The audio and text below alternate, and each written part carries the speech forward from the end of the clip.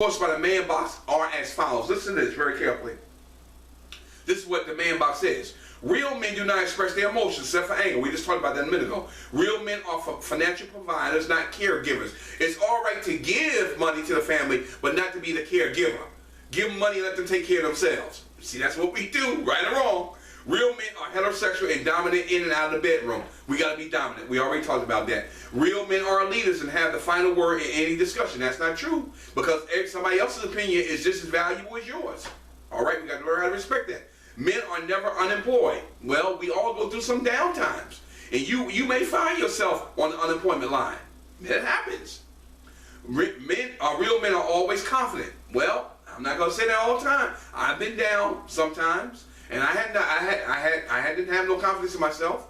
I felt that I was a failure. I've been there. So all these things that the man box is saying is not true. And then lastly, real men play sports and talk about sports as their primary mode of interaction. That's what we do. We talk a lot about sports, women, and cars. All right? Or our portfolio, or our job, or our women.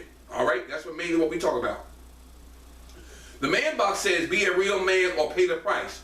But this test is rigged. As a system of enforced conformity, the man box requires a victim population. It requires somebody for you to pick on. Why? Because it says, remember we talked about the dominate culture. We are to control and to dominate and to be ruled over. So we have to have somebody to pick on. You see what I'm saying? That's not what God says. God says, love thy neighbor as you love thyself. So where did this come from?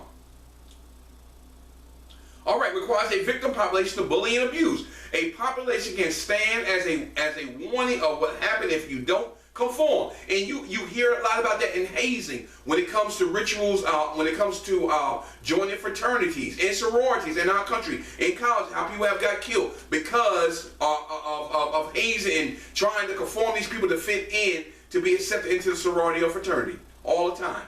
Why should we worry about that? Why should we worry about who we should be accepted by? You should know who you are and be comfortable in your skin and not to worry about other people. All right? And so boys are forced to make the choice. Either conform or face the threat of expulsion and relentless abuse. And that's what happens a lot of times. Except for those who never get the chance at all. And that is so very, very, very true. Praise be to God. All right, let's go into the damage zone. The damage is done. I'm sorry. The damage is done. As part of the process for conforming, boys who once had vibrant male friendships in early adolescence, we talked about this a while back, begin to shut out their fertility important friendships as they enter late adolescence. And why is that? Because they are taught by the man box that you shouldn't have close men friends. You need to be by yourself. If you hang around with him, people won't think that you gay. You see what I'm saying? That's what society say. But we teach here at MSF that you need close friends. You need that brother in your life to support you, to be there to talk to. You need that. But that ain't what society says. Why? They fall prey to the culture's message about how to be a real man. Newbie Wang, professor of applied psychology at New York University and author of These Secrets, Boys, Friendships, and the Crisis of Connection, writes, boys know by late adolescence that their close male friendships and even their emotionally acuity put them at risk of being labeled girly. Here we go again, immature or gay. Thus, rather than focusing on who they are, hear what I just said, who they are on the inside, they become obsessed with who they are not, trying to conforming to that boy box or that man box to fit in, to feel accepted. All right? They are not girls, little boys, nor, in the case of heterosexual boys, are they gay. Boys begin in their insidious process of shutting down their emotional needs and turning away from friendships as a source of a life affirming and sustaining connection. What that means is they turn off their emotions to be accepted into a group. Instead of being who they are pretending to bring something that they're not to be accepted and appreciated by somebody that really don't even care about them. I ain't got to say no more. All right. If you conform to the man box, let's look at this. If you conform to the man box, and here's the double bind. The bullying inside the man box is just as ferocious as it is outside. We need look no further, thus the brutal initiation rituals of fraternity. We just talked about that. Fraternities to see the examples of this. A central expectation of the man box is that our sons will not only administer, but also abuse, punishing abuse as part of providing they are real men. So the same boy that was worried about getting talked about or being verbally abused or maybe physically abused, to be accepted, he has to do the abuse on somebody else. You see what I'm saying? See how sick and how the enemy uses these things to make you think that you somebody, you got to be a part of a group, and then you're going to turn around and abuse somebody for their insecurities, or they're not living up, or they're not, quote unquote, the perfect man, and they have to do certain things, and you were the same way, but you conform, and now you abuse somebody else for the same things that you're suffering with. You see, I don't understand that. You see what happens? So that's why we're setting up our boys, our young boys, up for failure. When we're trying to make them fit into the boy box, and then gradually as they get older, and then they slide right into the adult male box. And they're going to do the same abusing and same thing to other men, and they sure don't want that to happen to them. You see? It's a double standard there. All right. And here's the other way the game is rigged. Men in America could never finish providing or proving that they are real men. It's like a daily process. I got to prove that I'm a man. Why do you have to prove that you, quote unquote, are a man? If you know who you are, you comfortable in your sin, you don't have to worry about that, because God affirms you. He created you male and female, but until you know who you are on the inside, then, see, yeah, you're going to have a problem. But when you know and hear who you are, you ain't got to worry about it. You ain't got to prove yourself, because the actions in your lifestyle and your character is going to prove who you are. And you ain't got to tell nobody. People will see it in you. All right? The scripture says, let your light so shine that men can see your good works and glorify our Father which is in heaven. Right? Is that what he says? They are never allowed to completely and finally pass the test. They have to keep proving their manhood over and over again forever. And that ain't what manhood is all about. You should have to prove anything. Once you are in Christ, you shall know who you are, and you should be comfortable in your skin, and your actions will speak louder than your words. Praise be to God. All right, let's continue on. Death by solitary confinement. Do we know what that means? You heard in jail where they're when the inmates are not acting correctly, or they may have had a fight or did something wrong, they put them in a solitary confinement. Now, what that means on the flip side is when we isolate ourselves, we bring ourselves down. We destroy ourselves, because, see, you have to understand, we are not islands. We were not made to live alone. We are made to help one another, to establish relationships. That's what God created us for. To first have a relationship with Him, have a relationship with ourselves, have a relationship with our family, have a relationship with other men, and relationships on our jobs. That's what it's all about. But He created these relationships so we can bring people to Him to be saved, so we can get that greater reward, which is eternal life. All right, let's get into this. But there's a larger hidden epidemic here, one that claims millions of lives. Keep your eyes on rule number 1. Don't express emotions. This is what society says do. It is by far the most insidious killer in the world of traditional masculinity. We Americans hold emotional connection as feminine trait. We do, because we show our emotion. We gonna say they're gonna call us a girl. We a sissy. We this. We're that. All right. We reject it in our sons, demanding that they man up and adopt a strict regimen of emotional toughness. Be tough. Toughen up, man. I don't want to see you crying. Wipe those tears from your eyes. Shape up. That's what we say. Even isolation has proof they are real men. Behind the dumbbell, the drum beat message that real men do not show their emotions is a brutal fist of the homophobic bully, ready to catch any boy who might show too much of the wrong kind of emotion. And that's the wrong message we send. But it happens in our society every day. When a young boy shows his emotion, then they get beat up, or they get abused, or they continue to get bullied because they show emotion, and they say that's not what a real man is. Who told them that? Who told them that? See, we have to train them and teach them differently. All right, we got to train them and teach them differently. Accordingly, at an early age, boys make the very logical decision to suppress their emotion, and they do, because whoever's in the family is teaching them, saying, grow up, be a boy, be a man. And see, we start suppressing after we get to a certain age. They change over. Then they, instead of expressing their emotions when they're younger, they start to suppress it because we're trying to make them fit in to that box. All right. They never develop the gift for emotional fluency, the powerful ability to navigate and express emotions.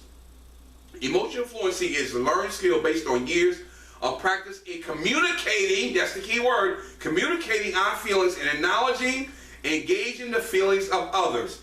It is the competency that is learned in our homes, that's what I just said a minute ago, as me taught, in our communities, through the tens of thousands of small conversations that make up a boy's life. In daily interactions, we parents have the opportunity to mold our sons' emotional expression, courage, compassion, and curiosity. We can create a counter message. We can create it. We have to create the atmosphere. We have to change it. We have to create a counter message to the man box. A message which says emotional expression and empathy are powerful strengths, not weaknesses. Good God from Zion. I'm going to say that one more time.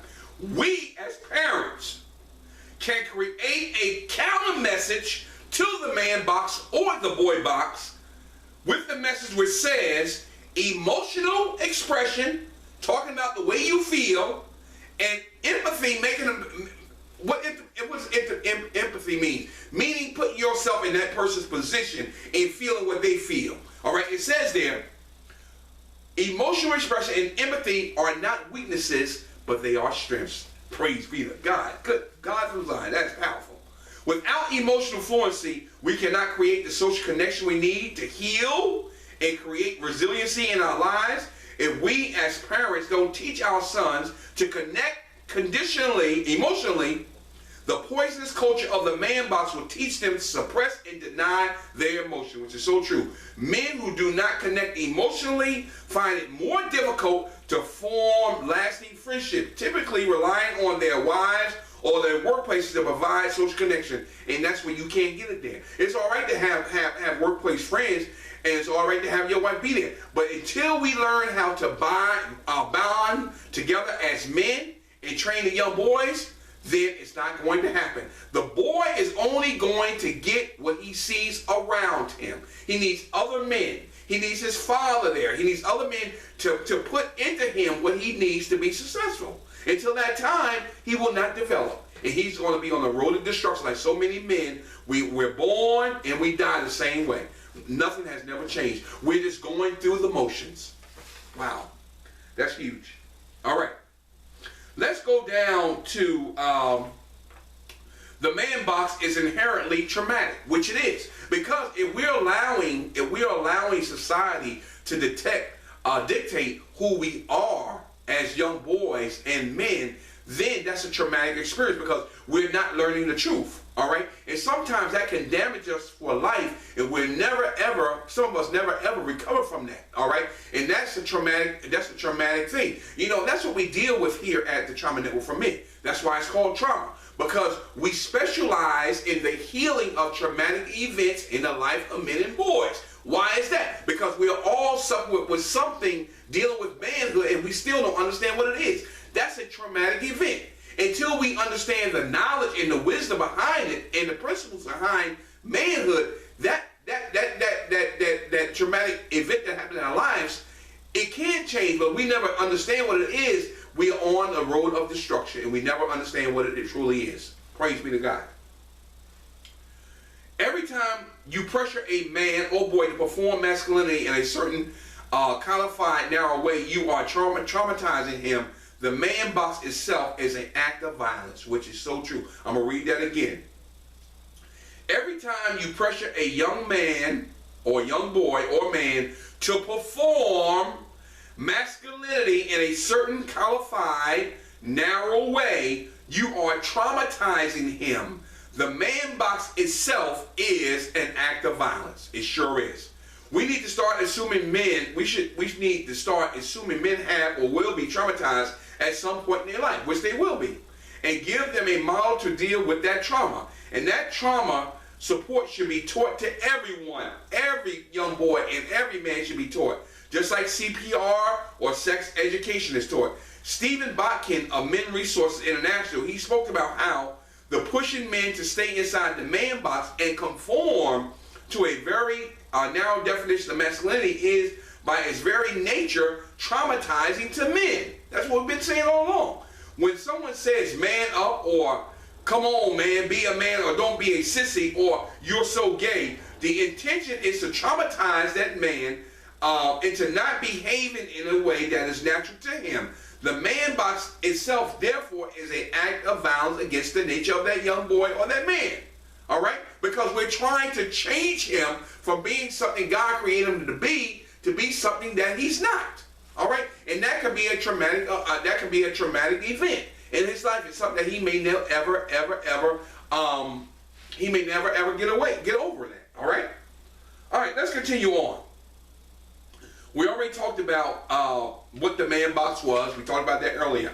We need to start learning how to think outside of the man box. And we talked about that earlier with the boy box and how he's shaped and what they think of him. If he thinks on this side, other than thinking in the middle, he gets bullied or he gets abused, or it could be verbal abuse or it could be physical. All right.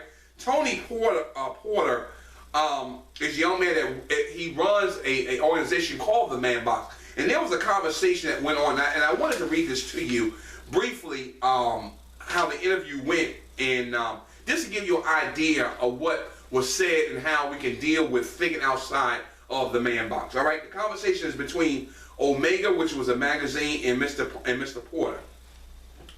Omega, the magazine, said, "What exactly is a man box, and how does it serve as well as inhabit manhood?" And Mr. Porter says, "The man box is how men have been collectively socialized to understand what it means to be a man. It doesn't mean that all men respond in the same way to this collective socialization, but it does mean that all men have an understanding of this socialization." He says this, "I use the example of the man box to have discussion with men in a simple way, but serious way. The ingredients in the box are how men have been socialized to define what it means to be a man. This box includes messages like men must be tough, strong, athletic, dominating, aggressive, and show no emotions, with the exception of anger. The box is designed, knowingly and unknowingly, to distance men from the experiences of women, creating a lack of interest in their experience and therefore creating a culture that allows violence against women to exist in epidemic proportion," which is so very true. All right, let's continue on. And Omega asks the question again, or makes that statement, asks the question to Mr. Porter. "Your work delves fearlessly into issues around male accountability in contemporary society, specifically around violence against women and families. So what, by your definition, does it mean to be a fully realized man in today's world?" All right.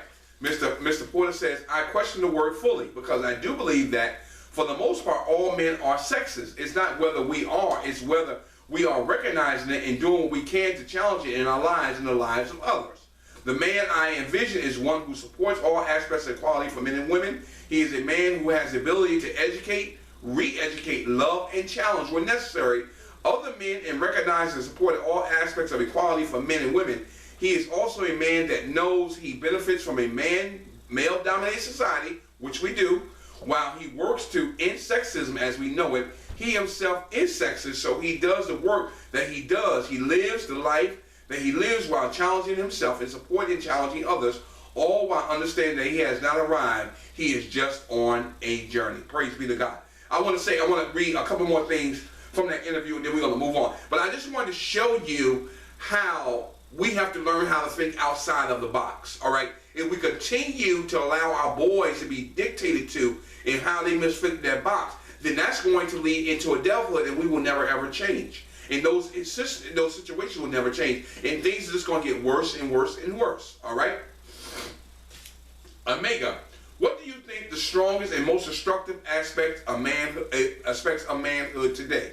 I'll repeat that question. What do you think the strongest and most destructive aspects of manhood is today? Okay, Mr. Porter says, "For us, a call to manhood, we look at the equation. While there are wonderful things about being a man, there are three aspects of manhood we focus on that we have a direct correlation to men's violence against women, as well as the destruction of healthy manhood. Men are collectively socialized to view women as less valuable as property and objects, particularly sexual objects. We believe this is an equation that creates